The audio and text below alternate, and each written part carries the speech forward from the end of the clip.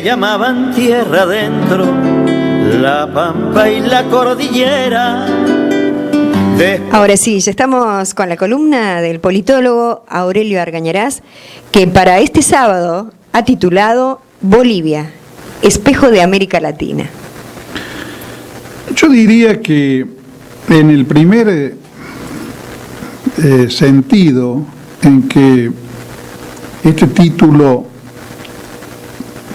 digamos, debería ser comprendido, porque Bolivia, como ocurre en mayor o menor medida con el conjunto, en el conjunto de los países latinoamericanos, tiene una élite que desprecia a su país y desprecia a su pueblo.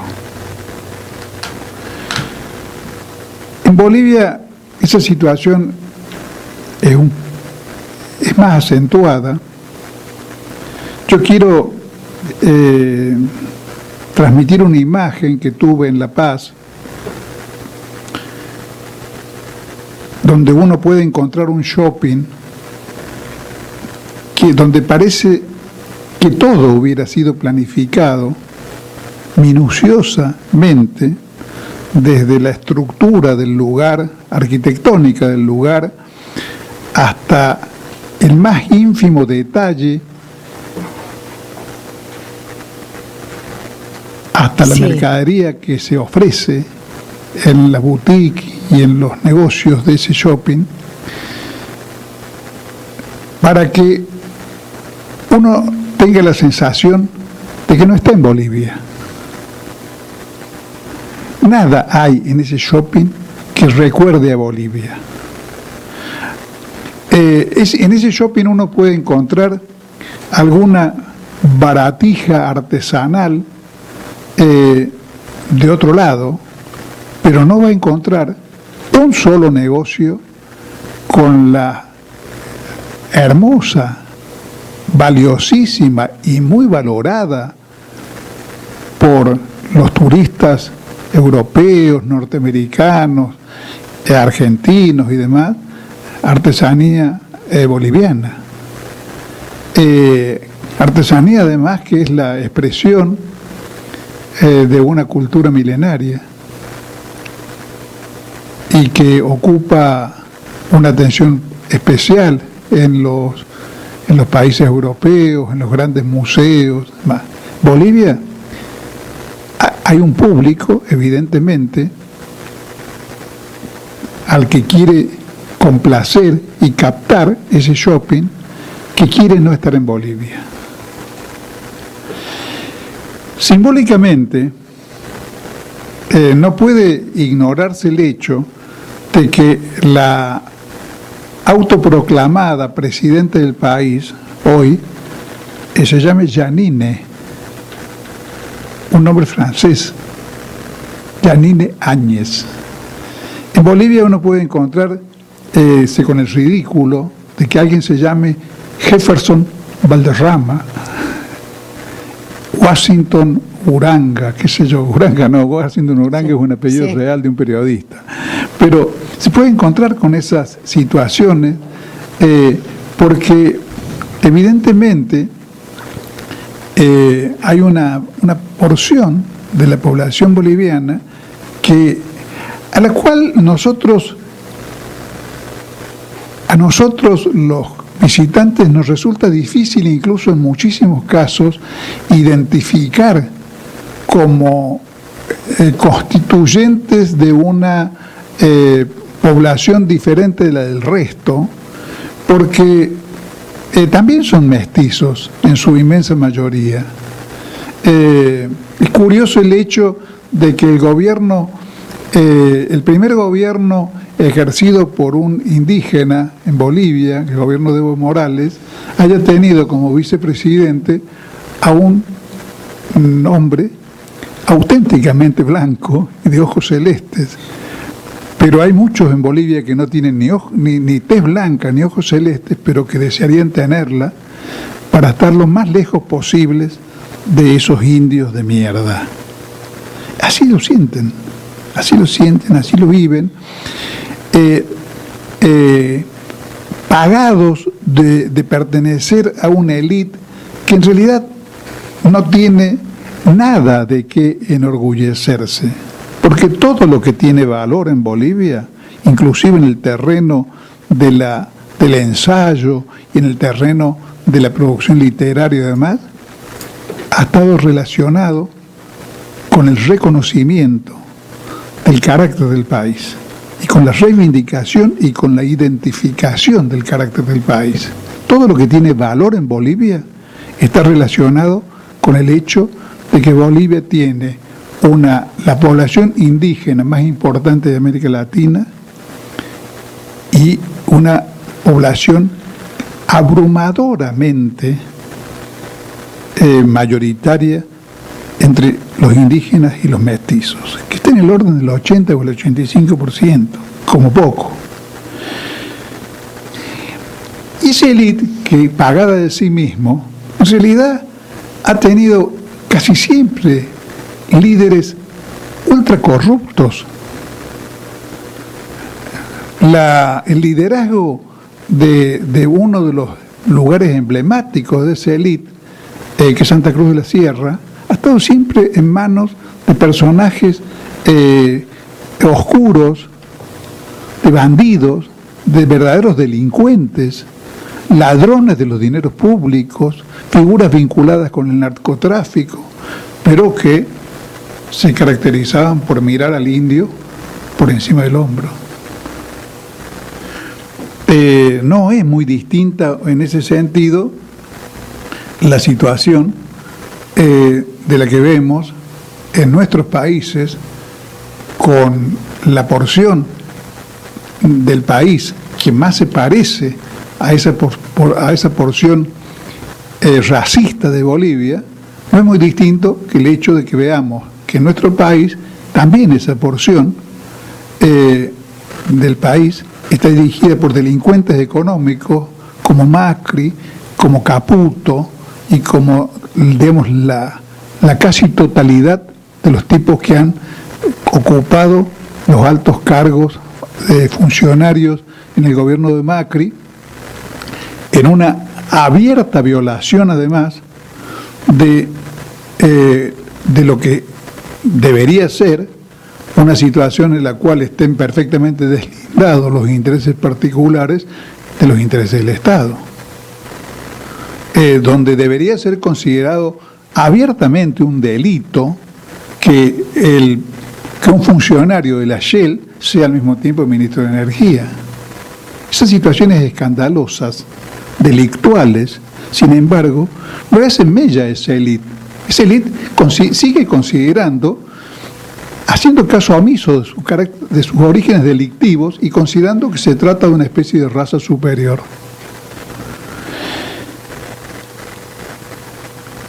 Está impregnada, además, de una visión absolutamente tuerta de las realidades del mundo.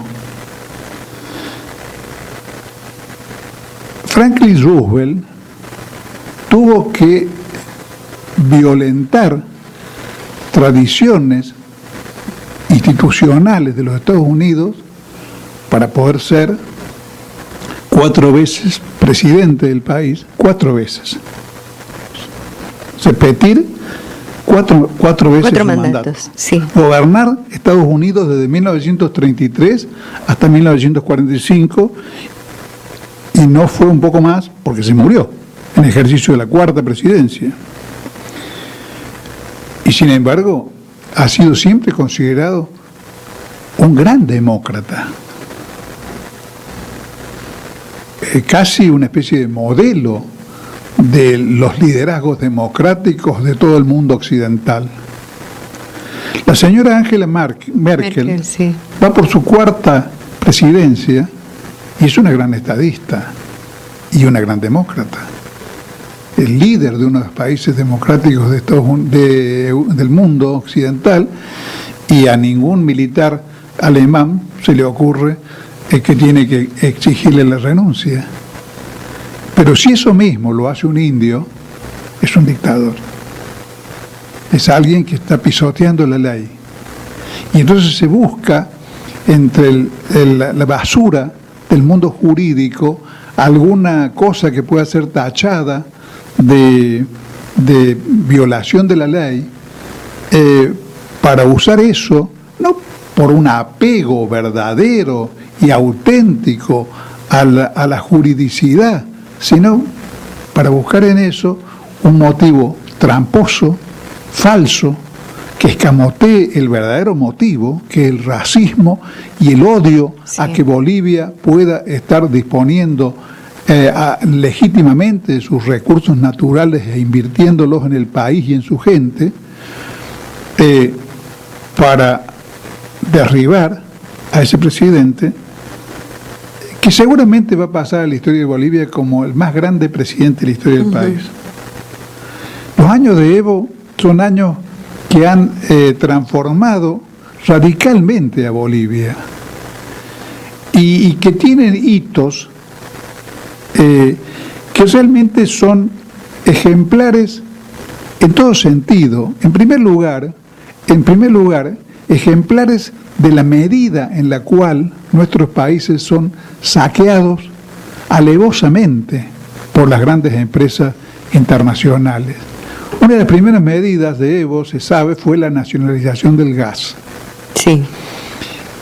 En el régimen del gas anterior al de Evo, el 80% del valor iba a parar a las empresas y el 20% al Estado boliviano. Evo invirtió los porcentajes y dejó el 80% a favor para el Estado boliviano y el 20% de las empresas. Antes de que tomara la medida, se sostenía que las empresas no, en ese caso, iban a perder dinero y se iban a tener que ir. No se fue ninguna. 14 años después todavía están esas empresas trabajando con una situación en la cual va para ellos el 20% y para el Estado boliviano el 80%. O sea que siempre gana. El oyente puede con eso claro darse cuenta de la medida del latrocinio que estaban practicando sobre el Estado boliviano cuando les quedaba el 80%. Si siguieron trabajando, con el 20%, teniendo ganancias con el claro 20%, bueno, está todo dicho.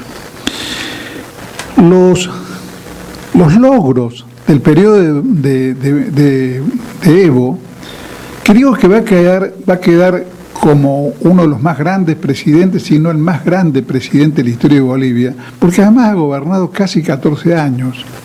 Y Bolivia, una de las cosas por las cuales era motivo de escarnio en el mundo de la politología internacional, es porque tenía en 100 años de existencia como país, tenía, no me acuerdo el número, pero algo así como 182 presidentes. Era considerado el país donde por cualquier cosa un grupo de militares organizaba un grupo de Estado y se alzaba con el poder, siempre y cuando respetara a los grandes dueños del país. Durante décadas, Bolivia estuvo en manos de lo que se llamaba la rosca minera, que practicaba sobre el país una política extractivista tan marcada como la que practicó España, digamos, en la época del Cerro Potosí, por parte de 3 familias. Recuerdo el nombre de 2, recuerdo el nombre de Patiño y de Aramayo, no recuerdo el tercero, que además se codeaban con los reyes en Europa, se codeaban con los grandes multimillonarios del mundo, y no dejaban en Bolivia nada más que hambre y muertos. Hubo una época anterior a la Revolución del 52 donde el promedio de vida de Bolivia estaba en los 27 años. Ese era el promedio de vida de los bolivianos, 27 años. morían como moscas, algunos siendo prácticamente niños en las minas de cobre, sometidos a situaciones terribles de trabajo, absolutamente tóxicas, mal alimentados, en una situación en la cual nada hubieran tenido que envidiarle los mineros del Cerro Potosí de la época de la colonia española. Y el resto de los pobladores empleados en el mundo agrario estaban todavía sometidos a una situación prácticamente equivalente a la época de la encomienda del Mitayo, bajo señores de la tierra, que también los mantenían en una situación absolutamente vil. Eso terminó con la Revolución del 52, donde quiero subrayar este hecho, porque no sería extraño que vuelva a repetirse, donde los campesinos y los mineros bolivianos, armados de cartuchos de dinamita, derrotaron y disolvieron el Ejército Nacional, que tuvo que ser después creado de nuevo, e impusieron a Paz de Tensor en la presidencia del país. O sea, es un pueblo bravo, es un pueblo muy luchador, muy aguerrido, que no tiene empacho en jugarse la vida en este tipo de situaciones, que está en este momento mayoritariamente movilizado, creando una situación que no podemos decir por el momento cómo va a evolucionar y cómo va a concluir. Pero, mientras tanto, sí podríamos decir, trato de establecer comparaciones gráficas porque creo que el lector, el oyente las necesita para tener una dimensión de lo que estamos hablando. Comparativamente, Evo Morales hizo mucho más por Bolivia que lo que han hecho que lo que hicieron en sus cuatro presidencias Roosevelt y Angela Merkel. El significado histórico del gobierno de Bolivia, del gobierno de Evo Morales por parte de Bolivia, ha hecho mucho más por el país que lo que hicieron esas grandes figuras de la historia del siglo XX y del XXI, con el caso de Merkel. Bolivia ha tenido el mayor crecimiento de toda América Latina en estos años, en los casi 14 años de Evo. El Producto Bruto Interno creció el 400%. Ha creado 25.000 kilómetros de carreteras. Eso se ve además visitando Bolivia. Con mi mujer anduvimos el año pasado. Se ve como algo que realmente asombra a los que conocieron Bolivia hace 20 o 30 años. En la zona del Alto, donde se desarrollan ahora las gigantescas movilizaciones populares, la resistencia, sí, es notorio que entre el 60 o el 70% de la edificación es nueva, es de edificación de estos últimos años, que ha dejado atrás las épocas en que lo que predominaba en el paisaje del Alto eran las casas de adobe. Se han construido 130 hospitales y 1.100 escuelas. Se construyeron 12 fábricas de litio y están en curso, es muy probable que sean anuladas esas cosas si el golpismo triunfa, la construcción en Bolivia, la fabricación en Bolivia de baterías de litio para ser exportadas al mercado mundial, con destino a Estados Unidos, a China o a otros países. Es decir, hay un proceso de industrialización inédito en Bolivia. Se eliminaron 8 bases norteamericanas en el territorio de Bolivia y Evo echó a la DEA, la famosa oficina de lucha contra el tráfico de drogas estadounidense, que lo único que ha hecho en el mundo son escandalosos aportes al narcotráfico.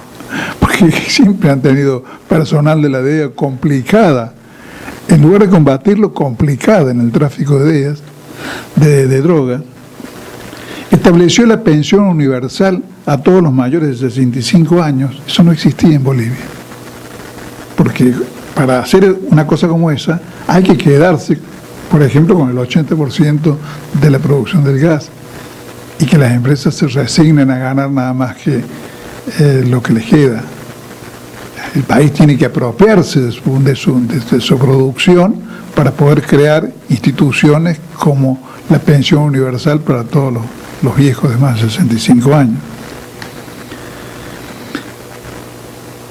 Si vamos a mirarlo desde el punto de vista de la lucha por la emancipación de la mujer, en el gobierno de Evo, la mitad de los cargos públicos estaban ocupados por mujeres, y dentro de esa mitad, el 68% de los cargos estaban ocupados por mujeres indígenas.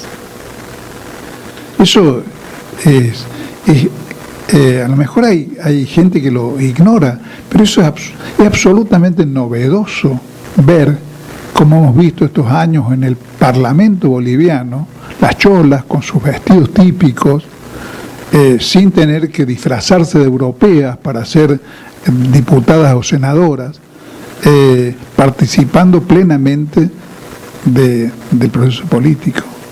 Eso es nuevo en Bolivia, porque así como en nuestra ciudad de Salta había una época antes del peronismo donde, salvo la aristocracia, nadie podía circular por la Recoba de Salta porque estaba reservada para la gente bien, así en Bolivia no era inconcebible que un cholo estuviera en el Parlamento. Se crearon 12.000 cooperativas de trabajo y otro dato muy significativo del desarrollo cultural y humano, con el cual tanta gente reaccionaria y gorila hace gárgaras en este país de valorización de la educación, pero cuando se trata de datos aportados por una experiencia popular como la de Bolivia, los desmerece. El analfabetismo bajó en Bolivia del 22,7 al 2,3 en estos años. Sí, eso también es una revolución desde el punto de vista de la cultura, digamos, ¿no? De crear un piso de alfabetización sobre la base del cual, a partir de ese piso, se desarrolle la formación cultural y educativa del país. Se nacionalizó el agua, y se creó todo el sistema de teleféricos que ha modificado el paisaje humano de La Paz y ha simplificado extraordinariamente la circulación dentro de la ciudad. Es otra novedad absoluta del periodo de Evo, llevando adelante un proyecto que existía desde principios de la década del 70, en 1970, pero que estaba durmiendo en los escritorios como un proyecto no realizado. O sea, el periodo de Evo ha sido, desde ese punto de vista, un periodo portentoso para Bolivia. La élite ha logrado explotar lo que prima facie se pueden considerar quizás algunas debilidades o errores de Evo, no haber usado esos 13 años para crear una policía dirigida por sus partidarios y que fuera fiel, absolutamente fiel al proceso revolucionario y al Estado democrático. Uno tiene la impresión de que algo similar ha ocurrido en el campo de las Fuerzas Armadas, de que como que no se metió mano lo suficiente para... En Latinoamérica no sucede eso, claro, ¿no?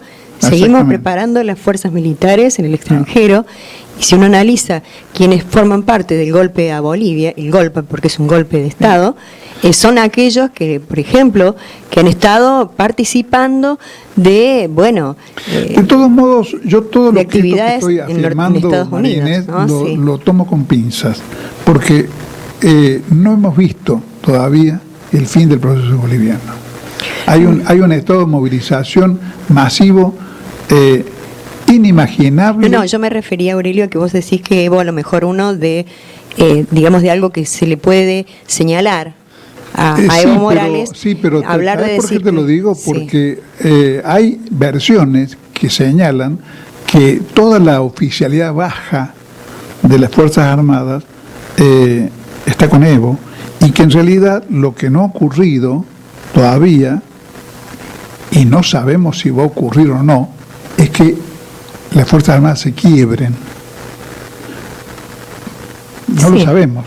Pero por un primer momento, quien está al frente de las Fuerzas Armadas en Bolivia es quien, en cierta manera, ha puesto a la banda presidencial y está participando del golpe. No estoy negando eso, estoy diciendo que la situación y lo que hizo o no hizo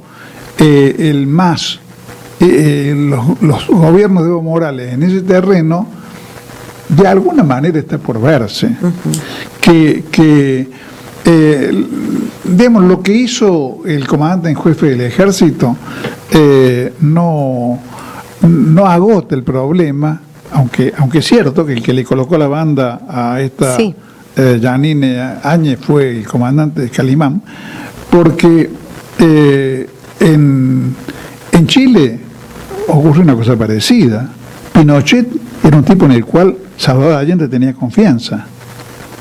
Fue traicionado. Pinochet traicionó a Allende. Entonces, la traición de la comandancia y de lo que puede ser la cúpula militar no agota el problema, porque en el desarrollo de toda la situación se podrá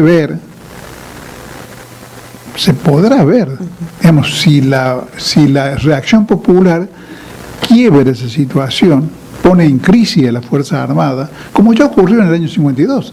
Directamente en el año 52 no fue que entró en crisis, lo derrotaron, lo disolvieron.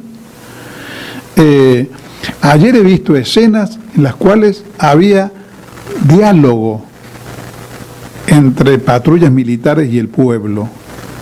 Hay una foto circulando de un manifestante arrodillado pidiendo que no repriman, y hay esa foto forma parte de un cuadro que yo he tenido personalmente oportunidad de ver, donde el diálogo entre los manifestantes y la columna militar es un diálogo vivísimo. No sabemos cómo evolucionar eso. No, yo creo que en este momento no se puede saber. No se puede saber en la medida en que no se puede saber hasta qué punto el movimiento, el levantamiento popular, porque es un levantamiento popular, se va a sostener y se va o no a hacer más amplio y más profundo y más fuerte. Creo que ni vos ni yo podíamos prever, cuando empezaron las movilizaciones en Chile, que iban a durar un mes. No lo sabemos. Eso forma parte de las incógnitas de la situación. Si el pueblo boliviano lleva adelante una movilización intensa, masiva y digamos cada vez más aguerrida como la que estamos viendo, el final no va a ser la continuidad del gobierno de la señora Janet. Yo no estoy queriendo vender la ilusión de que la Janet está fuera. No. Simplemente estoy señalando que es una situación que no está todavía definida. No hay nada definido, bueno, o sea, todo está por verse. Exactamente, está todo por verse, y lo que sí podemos hacer, que es lo que yo he intentado hacer acá, es trazar el cuadro de la situación, hacer la caracterización del gobierno de Evo, hacer la caracterización de quienes quieren echarlo abajo, cómo se trata de una élite oligárquica, antinacional, racista y pútrida, que en realidad lo que quiere es volver atrás a la Bolivia tradicional, con el indio y el mestizo sometido a y hambriento. Y nos corre con la vaina.